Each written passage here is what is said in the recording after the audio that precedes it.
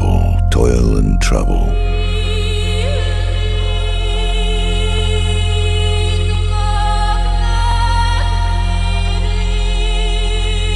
Petri dish boil and petri dish bubble. Let's see.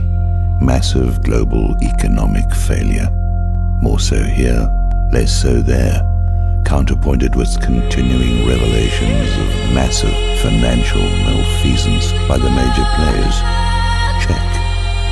Zato, Zionist Atlantic Terror Organization, is in Chicago, and so is Ram. Anti-Emmanuel is in situ at the big board. Check. The big bass drums of war are booming as the false flag is looming. Check. MEK operatives are in place. While the man in blue is in your face. Check. Yes, something is up. All the highly placed Zaya odors are talking about Iran's last chance to stop doing what they're not doing or face the wrath of those who are doing what they say they're not doing. Check, check and check. Same-sex mate.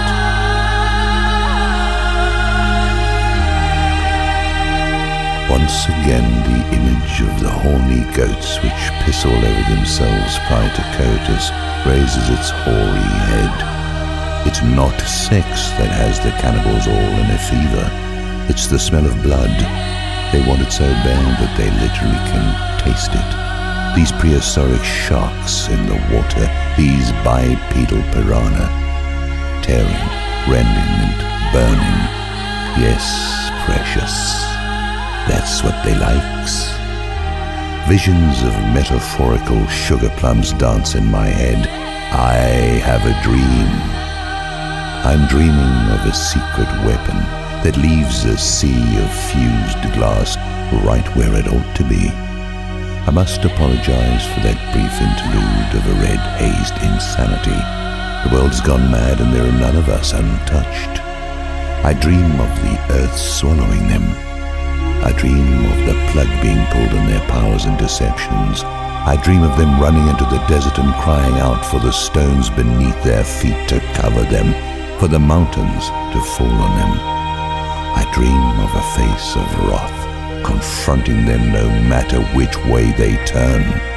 I dream of surgical precision that finds its way into every boardroom and bank, every institution where prostitution is the commerce of the day.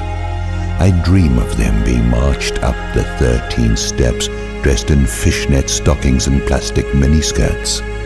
I dream of a man with a scythe whose features are concealed beneath a hood, who pulls from his voluminous sleeves a parchment upon which a litany of their crimes are inscribed. I dream of the words taking voice from an invisible source and thundering in the air with steroidal THX. I dream of wild-eyed beings on snorting horses, galloping out of rents in the fabric of this twisted reality. I see the gleams dancing on their metal breastplates. I hear them crying out in an unknown tongue. I see the earth opening and the faces of thousands upon thousands of animated dead crying out for their company, like the final scene in Ghost. I can smell the foul eau de crypt wafting from their reeking forms. I can sense their malevolence for all living things. Nanotech maggots from the realm of Thulu climb in and out of their empty eye sockets, along with dung beetles and carrion lizards. They know their end approaches, but from where? Half of them denies this inescapable truth, and half of them knows that something has gone terribly wrong, and it's not just them. Their apologists wring their hands. Masters, what can we do? We sold out our nations and gave you our children as blood sacrifices. Are you not pleased? What is the matter? please take my wife.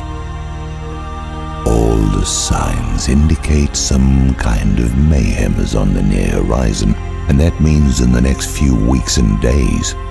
I suppose this all deserves a kind of bent-out-of-shape admiration. They just keep on keeping on, killing, stealing, and raping household pets. If there's something nasty and infernal that they can get up to, they are already working on it. There's something sexual in it all.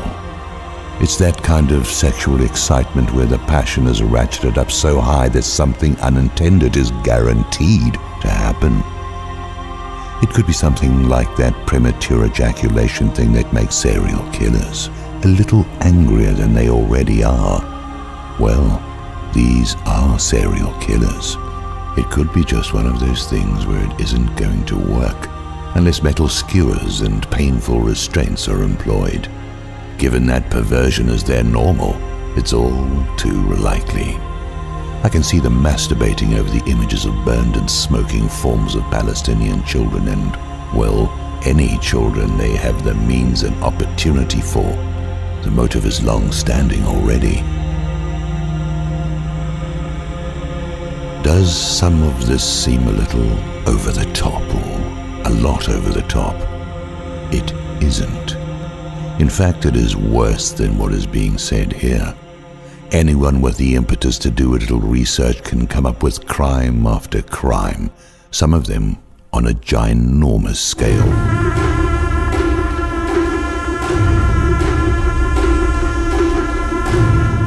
The body of evidence covers more square acreage than the AIDS quilt. Only a very few people are saying anything about it because those in a position to reach a wider audience do not have the necessary confirmation that someone has their back. And they wouldn't be saying it very long in certain locales which was the point of taking control of the media in the first place. The acquisition of so many critical things has been accomplished because there really is a conspiracy. You can see it playing out in real time, and because they control the currency printing presses. Amstel Rothschild's quote says it all.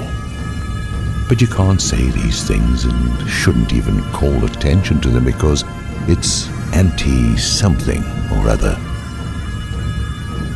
Even though they...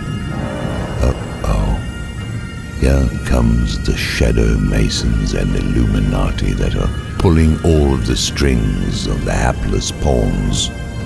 Wait a minute. Who founded the Illuminati? I give up. None of it is in my hands anyway. I'm just an observer passing through. Got no plans on coming back here, especially given the time frame. They are marching to perdition.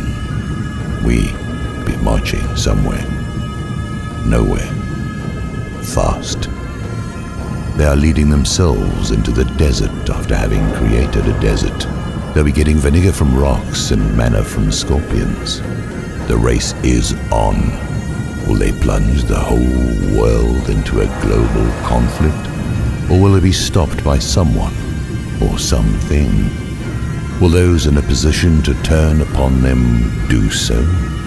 What is going on and who is doing it is in no doubt.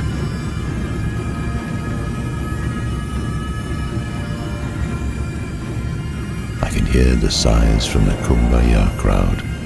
Please, can't we talk about something else? Talking about something else is like wishing to be somewhere else, while somewhere else is being wiped out by the ones we are talking about.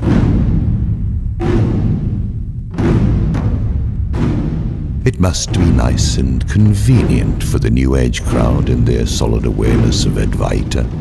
You can walk around in your fantasy landscapes, unified with everything and money in the bank.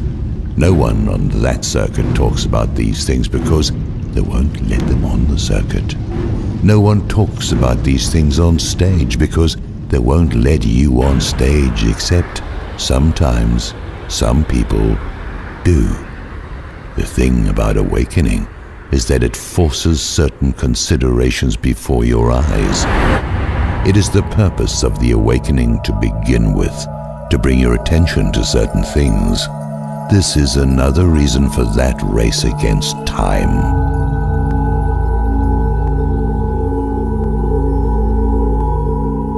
Meanwhile, their financial voodoo has got Baron Samedi tripping around behind the walls and the dropped ceilings and making things hot for the ones who brought it all about.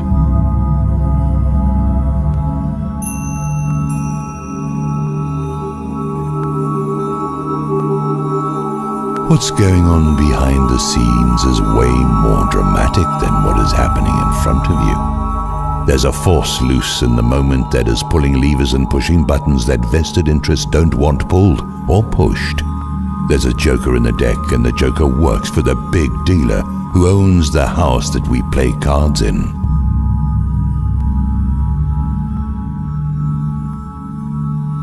Everything is arranged for the purpose of demonstration, and an unfortunate demonstration it is, in various locations, where the demonstration is committed to go down a particular way.